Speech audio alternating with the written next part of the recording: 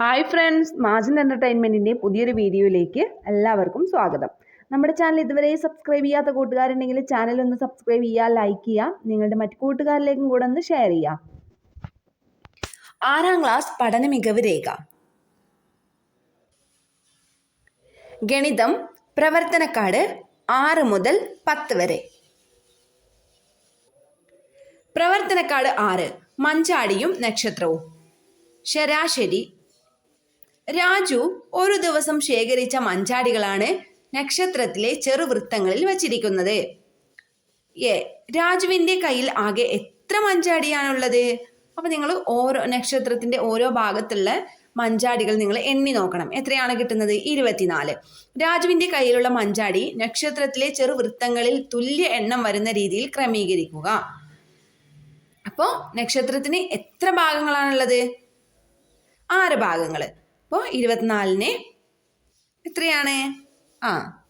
4. അപ്പോൾ നമുക്ക് ഓരോ ഭാഗത്തും 4 എണ്ണം വീതം വെക്കാം. ഒരു വൃത്തത്തിൽ ആകെ എത്ര മഞ്ചാടികൾ ഉണ്ടാകും? 4 എണ്ണം. പ്രവർത്തനക്കാട് 7 വീതം വയ്ക്കാം. രാജു 4 ദിവസം ശേഖരിച്ച മഞ്ചാടികളുടെ എണ്ണമാണ് താഴെ കൊടുത്തിരിക്കുന്നത്. ദിവസം: ഞായർ, തിങ്കൾ, ചൊവ്വ, ബുധൻ. മഞ്ചാടികളുടെ എണ്ണം: ഞായർ 14, തിങ്കൾ 18, ചൊവ്വ 32, ബുധൻ 16. രാജു ആകെ എത്ര മഞ്ചാടികൾ ശേഖരിച്ചു? 80. അപ്പോൾ നമ്മൾ ഞായറും തിങ്കളും ചൊവ്വയും ബുധനും അത്രയും ദിവസത്തെ മഞ്ചാടികളുടെ എണ്ണം കൂട്ടി നോക്കിയാൽ മതി. 80 എണ്ണം. എല്ലാ ദിവസവും തുല്യ എണ്ണം ശേഖരിച്ചതായി കണക്കാക്കിയാൽ ഒരു ദിവസം ശേഖരിച്ച മഞ്ചാടികളുടെ എണ്ണം എത്രയാണ്? 80/4 അല്ലേ? 4 ദിവസം 20 എണ്ണം. ഇതാണല്ലോ ഒരു ദിവസം ശേഖരിച്ച ശരാശരി മഞ്ചാടികളുടെ എണ്ണം. ഒഴിഞ്ഞ കളങ്ങൾ പൂർത്തിയാക്കുക. സംഖ്യകൾ. ശരാശരി: 3, 4, 5. ശരാശരി എത്രയാണ്? 3 + 4 + 5 12. അപ്പോൾ 12/3 4. അടുത്തത് 5, 8, 11, 14, 17. ശരാശരി തന്നിട്ടുണ്ടല്ലേ? 11 എന്ന് തന്നിട്ടുണ്ട്. അപ്പോൾ 55/5 എത്രയാണ്? 11. അപ്പോൾ നമുക്കറിയാം അവിടെ 3 കൂടി വരുന്നത് അല്ലേ? 8 കഴിഞ്ഞാൽ 11, 8, 9, 10, 11. അപ്പോൾ 8ൻ്റെ മുന്നേ 3 കുറച്ചാൽ എത്ര കിട്ടും? 5 കിട്ടുന്നത്. അങ്ങനെയാണ് ആ കോളം നമ്മൾ പൂർത്തിയാക്കിയത്. അടുത്തത് 12, 8, 20, 13, 17. ഇനി 13 എങ്ങനെ കിട്ടി നോക്കാം. അപ്പോൾ ഇവിടെ 12 + 8 + 20 + അപ്പോൾ ഇവിടെ നമുക്ക് അടുത്ത കോളം നമുക്ക് തന്നിട്ടില്ല. അപ്പോൾ നമ്മളവിടെ n എന്ന് കൊടുക്കുകയാണ്. +17/5. 5 കോളത്തിലാണല്ലോ. 5. ശരാശരി 14 എന്ന് തന്നിട്ടുണ്ട്. ഇനി 12 + 8 + 20 + n + 17 = 14 × 5 അല്ലേ? 12 + 8 + 20 + n + 17 = 14 × 5 70. അത് കഴിഞ്ഞാൽ 57.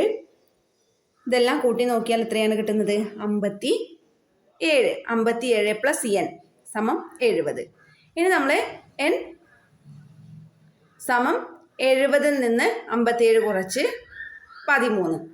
അങ്ങനെയാണ് നമുക്ക് ആ കോളത്തിൽ 13 എന്ന് കിട്ടുന്നത്. തുടർച്ചയായ 5 ഒറ്റ സംഖ്യകളുടെ ശരാശരി 15 എങ്കിൽ ഈ സംഖ്യകളുടെ തുക എത്രയായിരിക്കും? 75.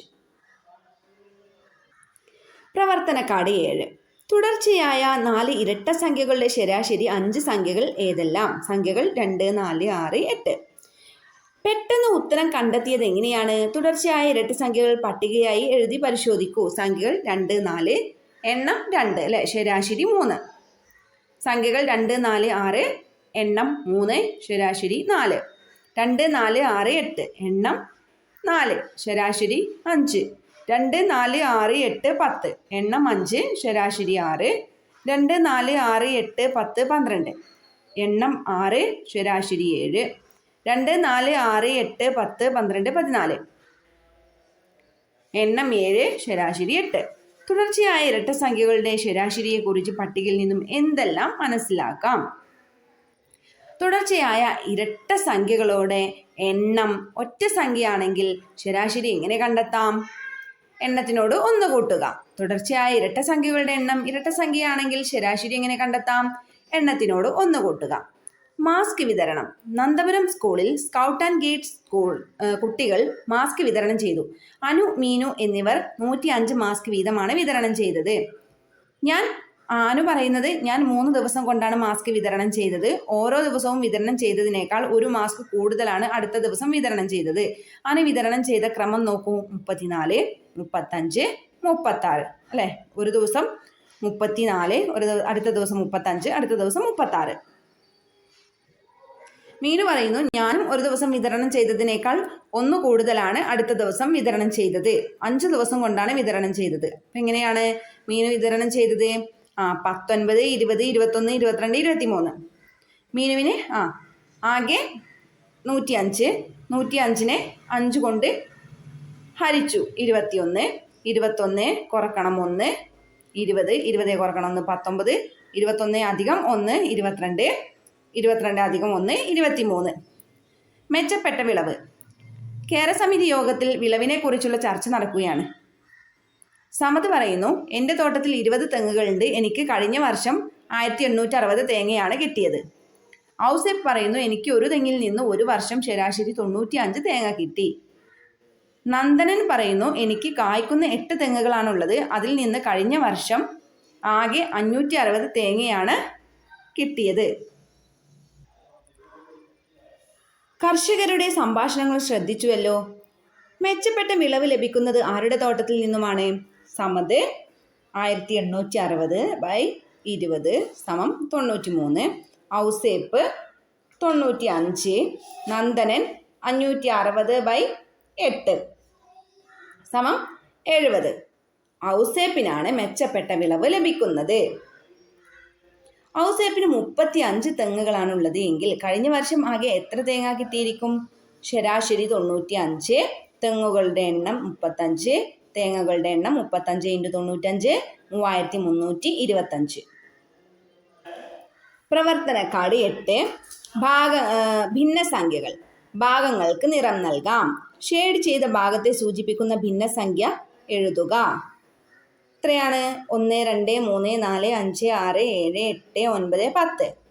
10ൽ 4 ഭാഗത്തിനാണ് ഷെയ്ഡ് ചെയ്തിട്ടുള്ളത് അല്ലേ? അപ്പോൾ 4/10.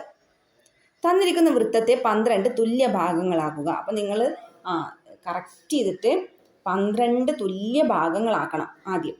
എന്നിട്ട് മുകളിൽ കൊടുത്തിട്ടുള്ള വൃത്തത്തിൽ താഴെ പറയും പ്രകാരം നിറം നൽകൂ.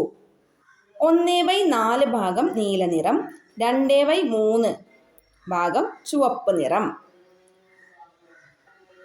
അപ്പോൾ 1/4 എന്ന് പറഞ്ഞാൽ 12 ഭാഗത്തിൽ നിന്ന് 1/4 × 12 3 12ൽ 3 അല്ലേ? അപ്പോൾ 3 ഭാഗമാണ്. അപ്പം നമ്മൾ ആദ്യം നീല നിറം നൽകേണ്ടത്. ഇനി 2/3 × 12. അപ്പോൾ 4 4 8.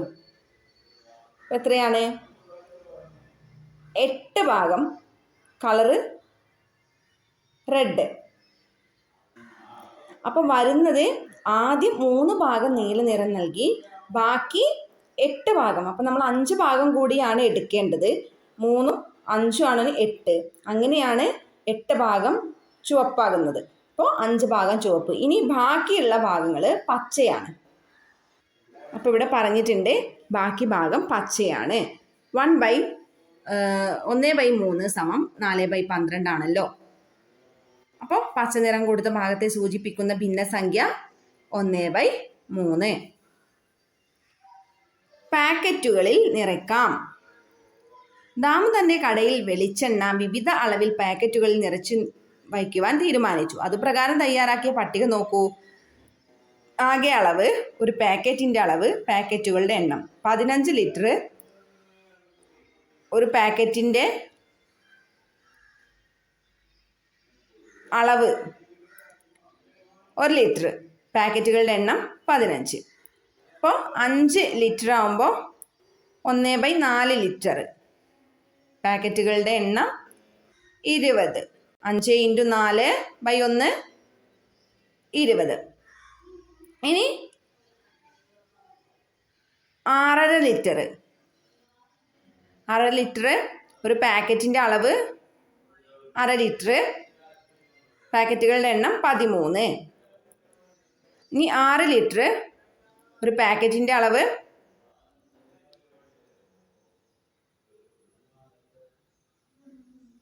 3/4 ലിറ്റർ, പാക്കറ്റുകളുടെ എണ്ണം 8. പ്രവർത്തനക്കാട് 9. ചായം നൽകാം. നന്ദുവിന് കേക്കിൻ്റെ 1/2 1/3 ഭാഗം കിട്ടി. ഇന്ദുവിന് 1/3 1/2 ഭാഗവും. ആർക്കാണ് കൂടുതൽ കിട്ടിയത്? 1/2 1/3 ഭാഗം ഷെയ്ഡ് ചെയ്തിരിക്കുന്നത് നോക്കൂ. ഇങ്ങനെയാണ്, ഇതുപോലെയാണ് ഷെയ്ഡ്. അപ്പം നിങ്ങൾ ഇതുപോലെ 1/3 1/2 ഭാഗം കണ്ടെത്തി ചുവടെയുള്ള ചതുരത്തിൽ ഷെയ്ഡ് ചെയ്ത് കാണിക്കൂ. ഇതുപോലെ ഷെയ്ഡ് ചെയ്യണം. ഒരേ വലുപ്പമുള്ള 2 കടലാസ് എടുക്കുക. ഒന്നിൽ 1/2 1/3 മറ്റേതിൽ 1/3 1/2 മടക്കി വെട്ടിയെടുക്കുക. അവയെ താരതമ്യം ചെയ്യുക. ആർക്കാണ് കൂടുതൽ കിട്ടിയത്? നിങ്ങളുടെ കണ്ടെത്തൽ എഴുതൂ. നന്ദുവിനും ഇന്ദുവിനും ഒരുപോലെ ലഭിക്കും. പ്രവർത്തനക്കാട് 10. പുതുവത്സര പിറവി. പുതുവർഷത്തിൽ തോമസും അജീതും കൂടി ഒരു കേക്ക് വാങ്ങി. അവർ അത് തുല്യമായി ഭാഗിച്ചെടുത്തു. തോമസിന് കിട്ടിയ ഭാഗം 6 തുല്യ ഭാഗങ്ങളാക്കി. ഇതിൽ നിന്ന് 2 ഭാഗം തോമസും 1 ഭാഗം അനിയത്തിയും കഴിച്ചു. ബാക്കി ഭാഗം അച്ഛനും അമ്മയും തുല്യമായി കഴിച്ചു. അപ്പോൾ തോമസിൻ്റെതാണ് നമുക്ക് ഇവിടെ തന്നിട്ടുള്ള കണക്ക്. പകുതിയുടെ 6ൽ 2 ഭാഗമാണല്ലോ എനിക്ക് കിട്ടിയത്. അപ്പോൾ തോമസിന് കിട്ടിയ കേക്കിൻ്റെ എത്ര ഭാഗം? 1/6. 1/2 × 2/6 സമം 2/12. അതാണ് എത്ര? 1/6. അച്ഛന് കിട്ടിയത് കേക്കിൻ്റെ എത്ര ഭാഗമാണ്? 1/2 × 1/6 സമം 1/12. ഇതിൻ്റെ ബാക്കി ഭാഗവുമായി വീണ്ടും വരാം. കൂട്ടുകാർക്ക് എൻ്റെ വീഡിയോ ഇഷ്ടമായെങ്കിൽ ലൈക്ക് ചെയ്യുക. നിങ്ങളുടെ മറ്റു കൂട്ടുകാരിലേക്കും കൂടെ ഒന്ന് ഷെയർ ചെയ്യുക. Thank you.